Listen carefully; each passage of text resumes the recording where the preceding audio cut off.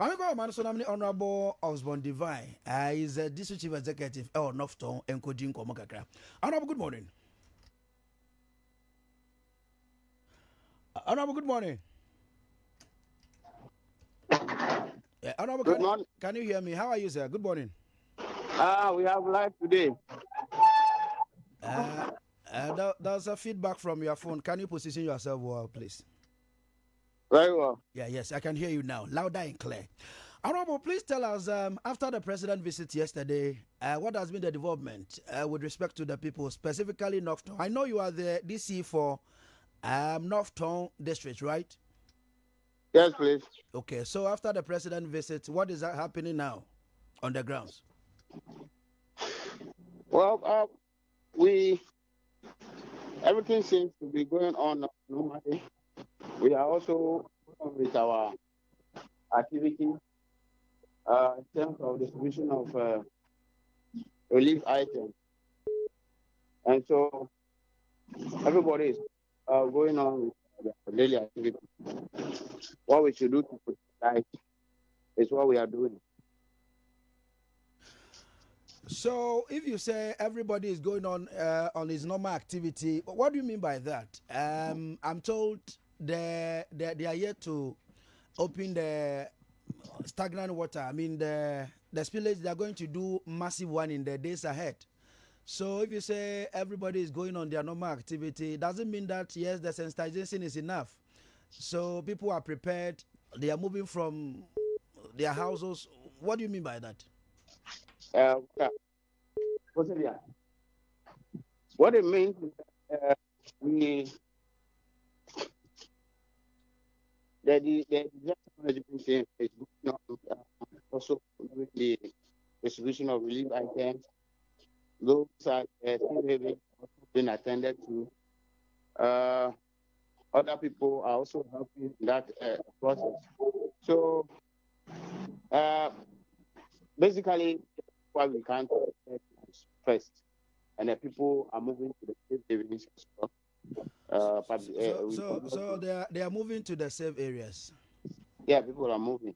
Okay, I'm told at the point people were reluctant. So the Ghana Navy or the Air Force or whatever had to come in. Is it true? Yeah, they are in they have brought their speedboats, the military, they found their speedboats to cow people from move people from the other side where the water was flooded to some of the cities to supply food and water. So that is what they to help us. Okay. And this morning I said on this network that we are happy we've not recorded any death.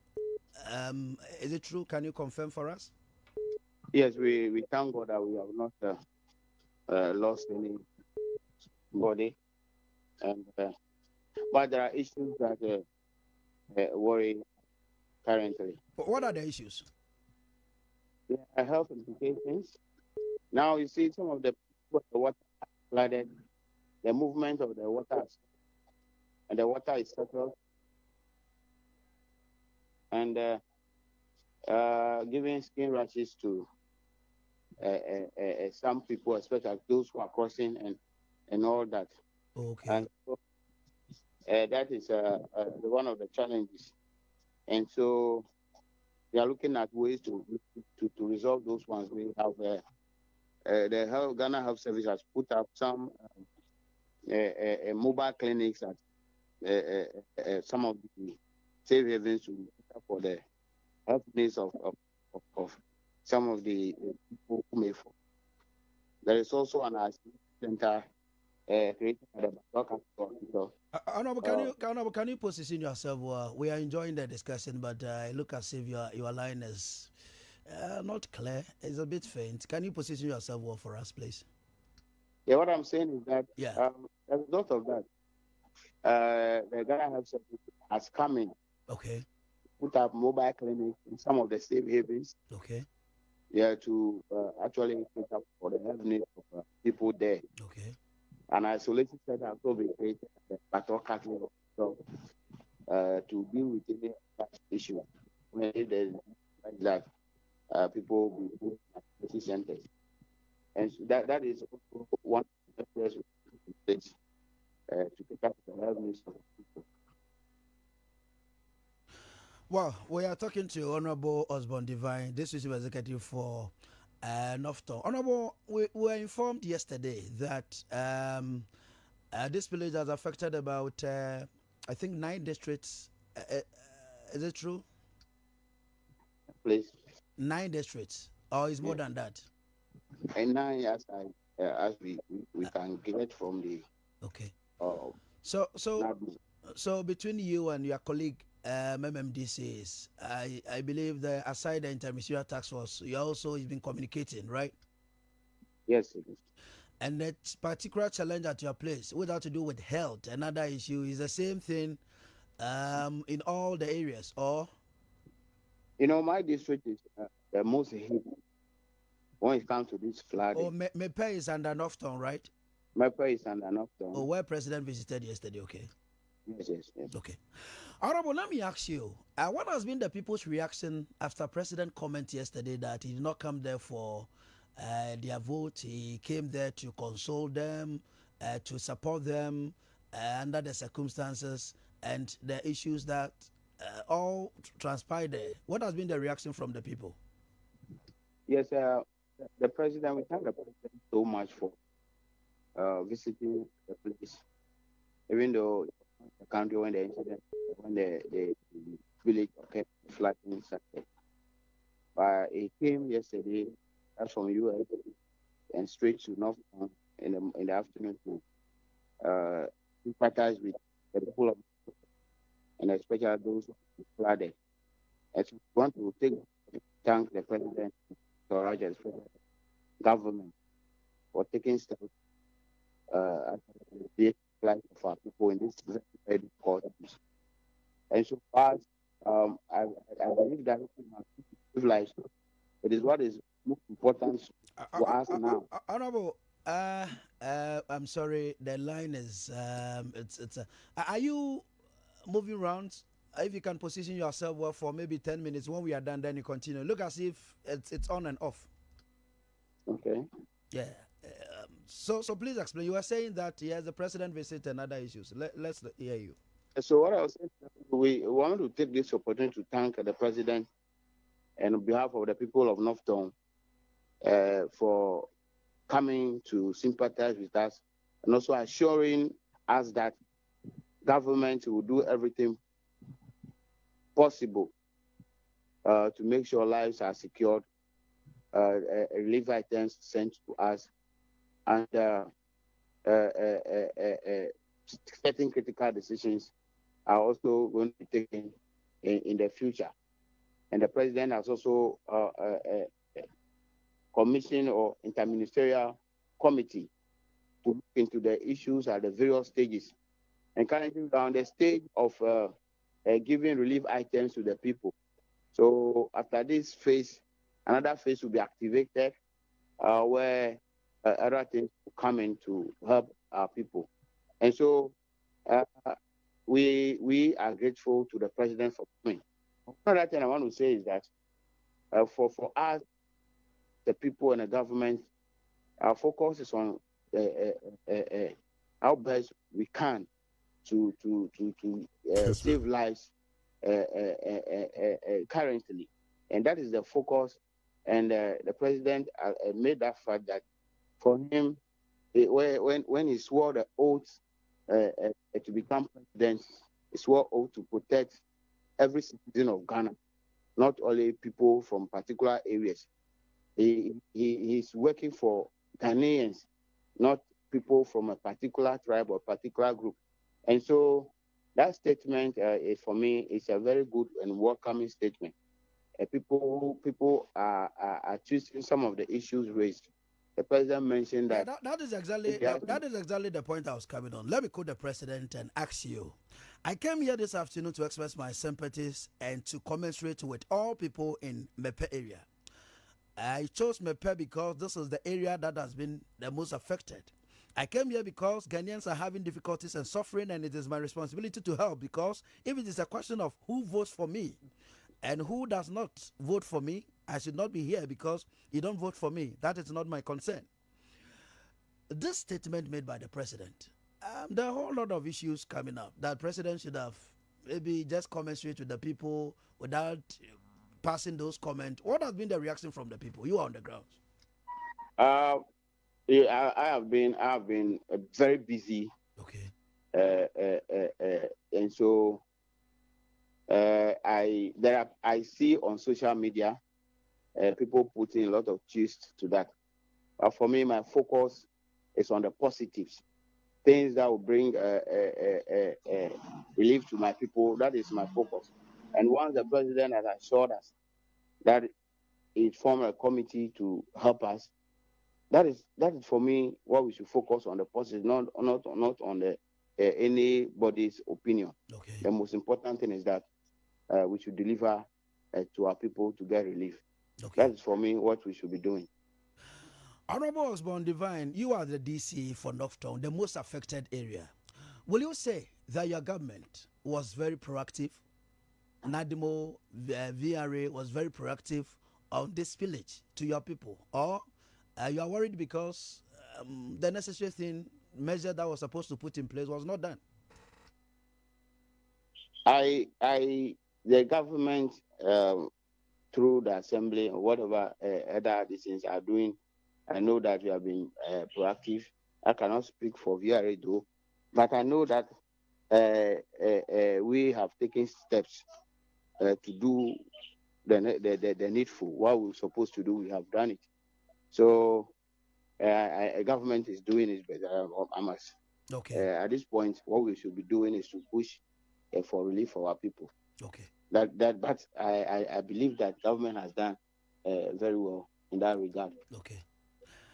The spillage is continuous. It's a continual process. And do we know the communities that are going to be affected in the days ahead? And so that it can do the evacuation, because we are happy we've not recorded any death, and we are praying that we won't get any casualty. Yes, there are plans to identify more safe havens where we can quickly move people to if the situation arises. So we are putting measures in place to make sure that those who do not want to move are moved compulsorily. People doesn't want to move. People willingly don't want to move, right? Yeah. So there are stages. You know, the stage where when they started the spilling, what we call the voluntary evacuation, people will have to move themselves. But it becomes difficult where people decide, okay, well, let the water take me, let me die, let me remain there and die. For the lives of our people, we have to activate that compulsory evacuation. That is why the police, fire, ambulance, all those security agencies are part of the committee. Honorable, something here just before you go ahead. I know death is not something that any human being prays for. Yes. Why do you think people were ready to die instead of evacuating to a very safe place? What was happening? When you ask people to move initially, they were thinking that people, government or stakeholders are not going to give them any relief items. So the question that arises is that some of the questions are that if we move, who is going to take care of us? We are living comfortably in our homes, and we'll move to a very uncomfortable. You are moving from your home, that kind of discomfort. So those questions keep coming up. Who will give us food? Who will give us water? Who will give us those kind of questions? And so I believe that those are some of the things that could push people to take such decisions. Okay. But some other people are they feel very reluctant to move, irrespective of those concerns raised. I see. So those people, you are doing forced evacuation with the military, navy. Yeah, the security agencies. Okay. We yes, I will activate that process. Another challenge I'm told you're encountering now is how to feed the family, especially those with extended family. Somebody's wife, children, about 7 children. Yes, yes. How are you So, doing it? immediately we started. Most of the people, majority of the people have moved to stay with their relatives, families, and it's difficult identifying all the families immediately to them. Yeah. So we have focused more immediately on those in the safe havens Okay. more. Okay. Now that we have dealt quite with quite a number of the safe havens, we are now attending to those identifiable, those we can identify, those we have identified in groups that are in their family houses, relatives, friends. We are beginning now to attend to them as well. Okay. So, Honorable, if you are to mention names of the communities that you know in the days ahead could be affected by this exercise, do you have them? I will have to refer to the data and get back to you. Okay, so but you know the communities, right? And they are aware that I they, know, I know some of them.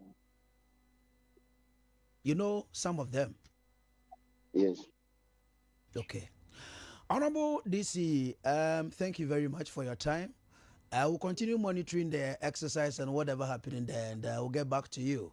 All right? Yeah. So let me thank you and take the opportunity to also appeal for everybody, to appeal to Ghanaians to come to our aid, to support us.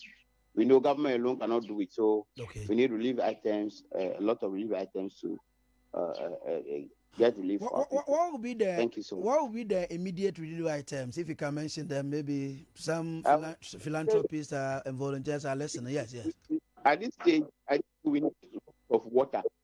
You know, the river has been highly contaminated now, with a lot of latrines all washing to the river now. Okay. The treatment plant, water treatment plant has also been shut down. Okay. And so it's difficult getting even sachet water, drinking water.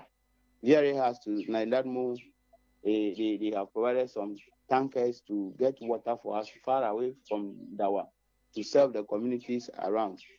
And then also, we have to get water from Accra and other places that are near closer to serve our people. So we need lots of water. If it's sachet water, we need soaps, mattresses, rice, any those relief items that we can, biscuits, soft drinks, any other thing that we can provide to get relief for our people. Those are immediate needs. So there was a call from opinion leaders that we should declare state of emergency. Will you support that call? I think that the analysts to analyze the situation and come up with the expert advice to government. Okay. So, Honorable, before I leave you, how many communities in your area have been affected by this spillage? Currently, there are over 23, And the people involved are how many people? over 9,000 people. 9,000 people. Okay. Why? Thank you very much. We'll leave it here, but we'll continue monitoring the situation from Ashanti region and beyond. So whatever happens, we'll get back to you, Honorable. Thank you so much. All right. Okay.